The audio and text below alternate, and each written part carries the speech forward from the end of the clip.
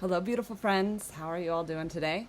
I don't know about you all, but I'm still feeling really strange. This has been a strange week. And of course, whenever you're finding this video is when it's going to resonate with you. But yeah, strange times. Been feeling really odd energies. A lot of crying, but not feeling heavy, just like needing to release and shift stuff. Also, yeah, I wasn't going to make a video, but I was cleaning my toilet. And the thought that came to me is like, when the nightmare becomes a reality. And I just, while nothing that horrible is happening, it feels like there's a lot of like plot twist kind of energies going on, and some of them good, some of them bad. Like I'm experiencing almost everything neutral right now, being like, just what, why, what, okay. So I want to do a clearing for the plot twist, for the unexpected, as well as for the what's the word I'm looking for? It's not the unexpected, but the twists and turns that also we create mentally. So I've noticed that some people, when they are having a process, like you can spiral to like the worst expectation, or you can spiral to the best expectation. And that is really interesting because I often find that there can be projections within relationships, even of just like, oh, like you're pushing me onto a path that I don't want to go on. And then they're like, because I'm afraid of this. And it's actually all just fear based. And there's actually also not a push for a path. There's an invitation for a co-creation, an exploration, if you will. I'm going to start rapping now, and we're going to feel better. Okay, so we're going to start. I grabbed the herbal astrology first, so we're going to start with this plant medicine. All right, card that pops out is joy. All right, and I'm going to ask what the contrary to joy is here. Of course, we know what it is, but surrender. Okay, so in order to allow our paths to come forward, and this is a clear reading, as I often do. So it's a clearing and a reading fused into one because it is not predictive, it is prescriptive. Okay, so what we want ultimately in our lives, and as we grew in these new earth templates, is to feel a greater sense of peace, ease, and joy. All right, that should be like our normal. The other emotions that we experience that are whether higher or lower come up too, and we actually acknowledge when that's part of our experience. But most of our experience should be rooted in joy. Now, I throw this back to like being a child. Like generally, I'm burning an incense because it's too weird today. So this is some dragon's blood. I'm going to put it on another incense thing because it's being a little crazy. Okay. And I'm just letting you get this blessing too. Okay, but so going back to like our natural state as children, this is a bit much. I love practicing not being perfect and just showing up organically for you all. It's really helping me feel more honest and true and direct. So medicine in all places. Okay, so showing up more like in our child sense self. So children are generally pretty like bloop, bloop, bloop, bloop, bloop, bloop, bloop. And it's, this unexpected energy of the plot twist energy that sometimes catches them off guard. And that's okay. Parents can do a better job of preparing and including the children in the collaboration. And I'm thinking that's also kind of like what our thing is too, is like when we feel like rejected by spirit, like can we see how we participated in the collaboration of the manifestation unfolding? And that happens both for like what we would label as negative experiences, as well as what we'd label for experiences that are joyous. And it's just like, well, how does this tie in? How am I creating it? So the contrary medicine to the joy card is passion flower, surrender. So I'm really getting this piece of like, yeah, like you connect to your joy and to your presence. You find what it is that kind of keeps you in the flow, or at very best, just like being at a very basic, just finding your neutral, right? And then it's surrendering. It's trusting the flow of spirit, letting them know that like we are on a path and this is part of a good a good story. I was talking with someone last night. He's like, why not? Like, it would be a good story. And I love a good story. I want to live life filled with good stories. At the end of my life, it just meant like Hailey's story was a good story. She took opportunity when it presented itself. She did what she told others to do. She lived in integrity. Like, that's what I want, right? And so here I am being presented with an opportunity that is allowing me to say, hey, like, can I take this? Why not? Because I've made the invitation for others and been like, oh, they didn't take it. Why not? Okay. So, because we're connecting with this inner child self, we're going to go next to the inner child cards. And there's all sorts of little bits of medicine here. So you just connect what connects with you. Let that dragon's blood cleanse and clear, protect you as it washes across the stream. Okay.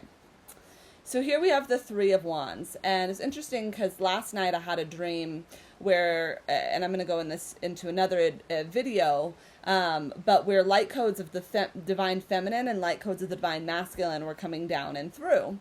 And then there was also light codes of the union energy itself, divine union as a sacred energy.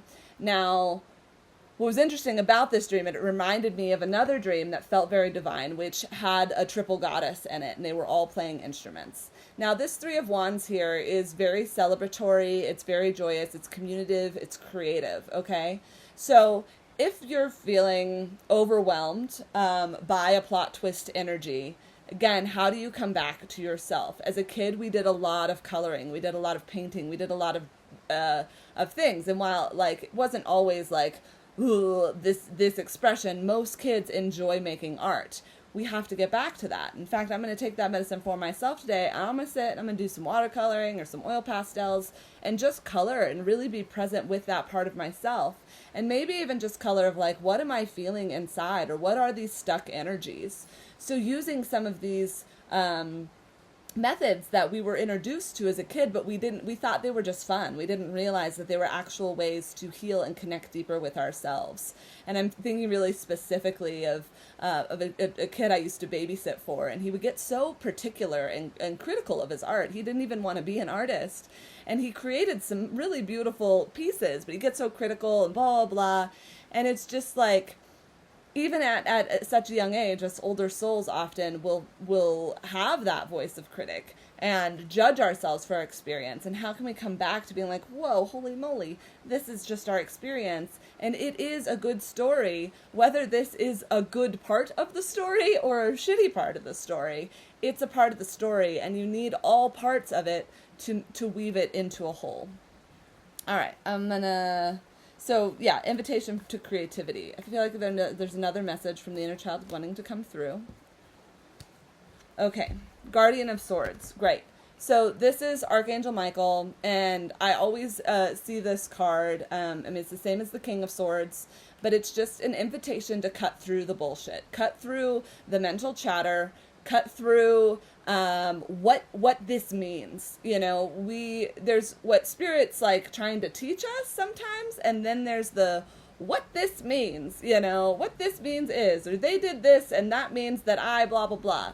Try to release all that, cut through the bullshit, and get to the truth of the matter. And you can always call upon Archangel Michael and his guides, or any guides with swords, to cut through the illusion so that you can get to the true beauty. Now, what I also like about this card is there's an essence here of like the sword and the stone too.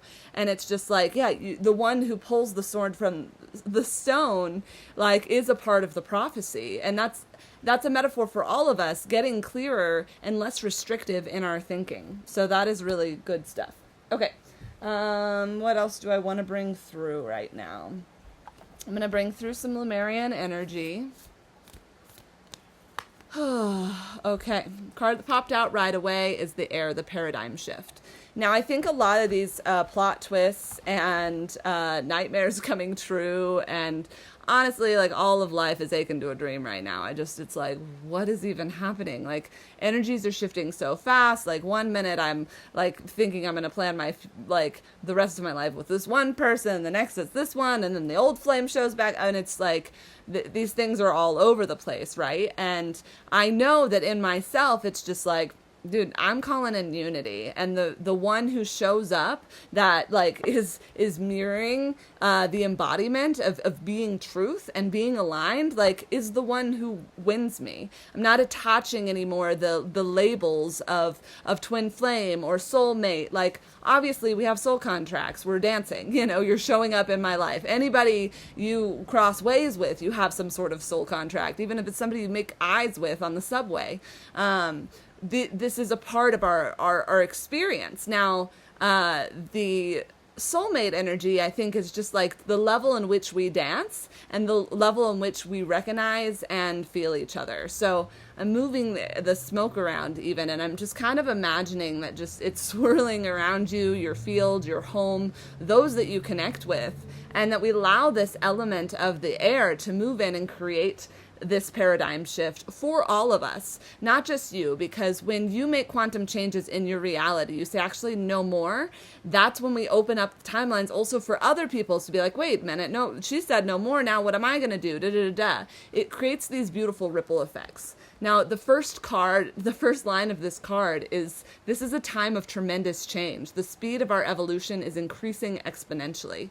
And I was even talking with a friend the other day about feeling like I'm a time hopper or a time traveler, because it's just like I'm hopping on all of these different potential timelines, and I'm seeing them, and I'm feeling the energy, and then I'm feeling them shift, and I'm just trying to keep up. And it's really hard because there's also this like wanting to ground simultaneously. And I don't know if it's just like this like final karmic clearing before we get to this next level. Like, you know, this is like all hell breaks loose before like the initial shift. Yeah, I also I love this card. An expansive being holds a tiny heart-shaped seedling. When the foundations we build come from a place of love over fear, we will see huge positive changes in the world, and we can start with ourselves. So I think the invitation, too, of this card is really sitting with your magic. And in those times of being like, whoa, like that is not what I thought was going to happen. And whoa, like how are we going to navigate this reality? Because it kind of sucks. It's not how I would have written the story. And, you know, a lot of times when I've seen people go through really big betrayals or upsets, or even just like quantum jumps into like their careers taking off, like, more often than not, it's like you just have to choose to move with it. And you can choose to move with it in love over fear. All right. And identifying the fears is so hugely potent as well. And just calling them out and saying, hey, you know, you're telling me not to create expectation, yet you're creating expectation. So I feel like we as a collective, and especially as the feminine and the goddess risings, we're getting more deliberate about being able to cut through directly to the truth and get direct and honest about it. So that's really good stuff. Okay. What now? I'm just going to do a quick 3-card spread of where things are going right now, you know? So I'm going to do a past, present, and future so we can get more of a specific read for you in this situation.